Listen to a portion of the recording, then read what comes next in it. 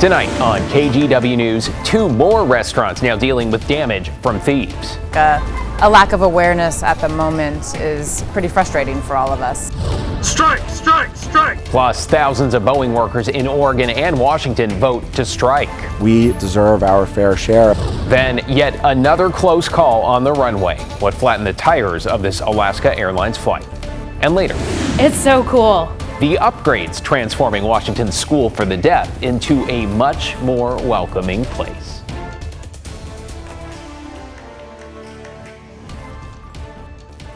We strike at midnight.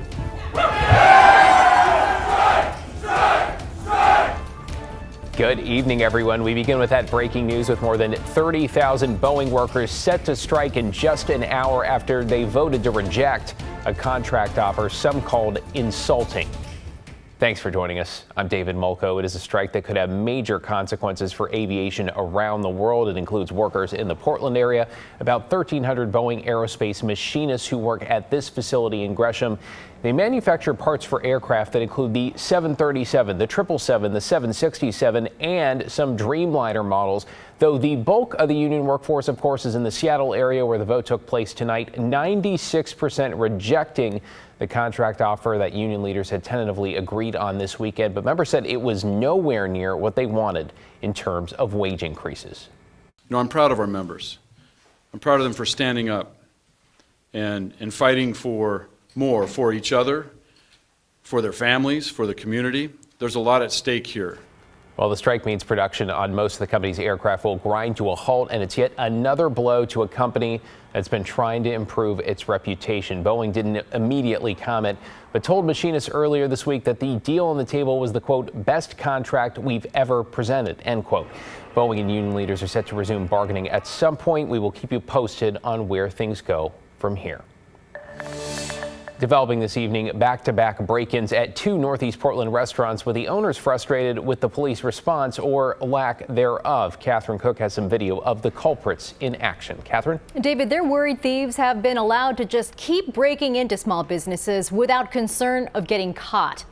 They're not even sure that sharing their story with us will help stop it, but they want the public to know what's happening. Dinner time at Gabbiano's on Northeast 30th near Killingsworth. Customers settle in as staff prepare their favorite meals. It's a stark contrast to what happened here early Monday morning. Security images show 4 people with masks breaking in just after 4:30. In and out in less than 10 minutes, so it was very organized. Owner Heather Wahlberg says the crooks stole cash and tequila. She says it was the restaurant's 4th break-in since opening 2 years ago. This one was really scary for us because they had guns this time around. Less than an hour later and 3 miles away, another break-in. This time at Bar Asha on Northeast 28th and Gleason. Watch as 4 crooks shatter the glass door. 2 of them hop over the bar. They got away with cash and more high-end tequila. I spoke with the bar owner. Ben Preacher says a witness saw the group arrive in what appeared to be a gray Toyota RAV4. Preacher says each time his businesses have been broken into, responding officers have declined to investigate, citing limited resources. He's frustrated. So is Wahlberg. It's a strong community within the food and beverage industry, but it feels like the city and the police are not hearing us or knowing it. Wahlberg is urging other small businesses to safeguard with security cameras, alarms, and knowledge of what's happening, since, she says, it feels like they're on their own. Pretty frustrating for all of us. Wahlberg says she's grateful no one was at the restaurant during the break-ins, since they often have staff come in very early. We reached out to Portland police about these cases and are waiting to hear back. David? Yeah, sounds like frustration is where things are at. Thank you, Catherine. By the way, policing, just one of the topics that came up at a debate this morning in the race for mayor hosted by the Portland Metro Chamber. Renee Gonzalez, Carmen Rubio, and Keith Wilson talked about housing and homelessness, downtown's recovery, and crime and public safety. Here's a bit of what each had to say about their approach to hiring more police officers.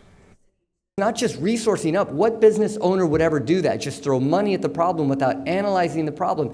And when you reduce the input or the symptoms, you can do 2 things. Sure, add some officers, but allow our officers to get back to community policing. This is one of the areas we have failed most pronouncedly in recent years. We have abandoned working class Portland to crime, to homelessness, to behavioral health crisis in front of them. It is incredibly inequitable, and we have to change it tomorrow. I supported and continue to support more funding for our police officers because our city has grown and changed over the last decade, and we need our public safety capacity to grow and change too. We need to right-size it for who we are today as Portland. Well, coming up next month, you'll have the opportunity to hear more from the candidates during a debate right here on KGW, hosted by our team, including yours truly, in collaboration with The Oregonian.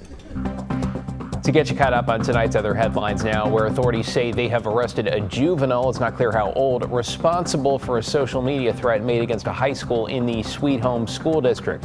Police say the boy, who is not a student in that district, was holding a pistol in an online post. As a precaution, classes were canceled both today and tomorrow. It's heartbreaking to hear stuff like this. I mean, whenever I went to school, we didn't have this. It's disappointing to hear this in such a small town. This isn't what the town's actually about. That youth is now facing charges that include disorderly conduct and unlawful possession of a firearm. Well, we now know what the future earthquake-ready Burnside Bridge will look like. Take a look. Today, Multnomah County leaders selected the inverted Y design here to replace the century-old span over the Willamette. Other options, including an arch-style bridge, were more popular in a public online survey, but a community design advisory group favored this design. The county hopes to begin work on the project in 2026, with the new bridge in operation as early as 2031. And the Pac-12, which was down to just Oregon State and Washington State, is now adding 4 new schools to its mix. Boise State, Fresno State, Colorado State, and San Diego State are all set to leave the Mountain West Conference and officially join the Pac-12 in 2026. The NCAA, by the way, requires conferences to have at least 8 members, which means it'll need to add at least another 2. You know, so call it a 6-pack maybe, with the potential to grow. Today, John Adams caught up with students and fans at Beaver Nation to get their take on the big announcement. A sense of optimism and new beginnings could be felt in Corvallis on Thursday as Beavers fans learned that 4 schools would be joining Oregon State and Washington State in the Pac-12. It's just going to only raise the conference to a new level, I think. One of those fans is incoming freshman Naveed Tate from Long Beach, California. I think it's exciting. You know, I've been a fan of the Pac-12 since I was a kid. I used to watch college football. Tate was introduced to Beaver football while watching them play his hometown USC Trojans. Hearing about the news that it was breaking apart kind of made me kind of sad, because I was like, man, I'm never going to see USC play, Oregon State at all. But now just hearing about the new news, it makes me feel excited again. This is really good. Others we spoke with were also disappointed when 10 teams exited the conference at the end of last season. I seriously cried. I thought it was terrible. It was very sad.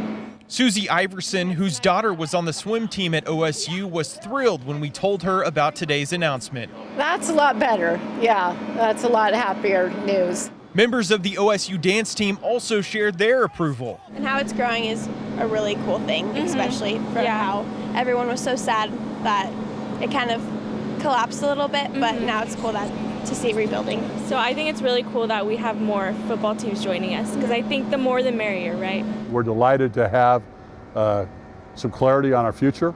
Athletic Director Scott Barnes says the conference isn't done adding schools. The process of evaluating who could be in the next wave of additions is starting now. It's really about the right members, and so that could be an additional 2 or 4. We'll go through the process in earnest starting today and really fine-tune what that process looks like, and then start the selection. John Adams, KGW News. Yeah, it feels like things are looking up. All right, straight ahead at 11, close call on the runway. Yeah, another one. Why the pilot of an Alaska Airlines flight had to hit the brakes so fast the tires blew out. Plus, some good news when it comes to the wildfires that have threatened resort communities and shut down Mount Bachelor. Matt? Yeah, the recent rainfall has really helped, but we're getting a break from that right now with a clearing sky tonight. Oh, beautiful, beautiful sunset. We're looking at fog forming tomorrow morning, and we'll time out the weekend rainfall.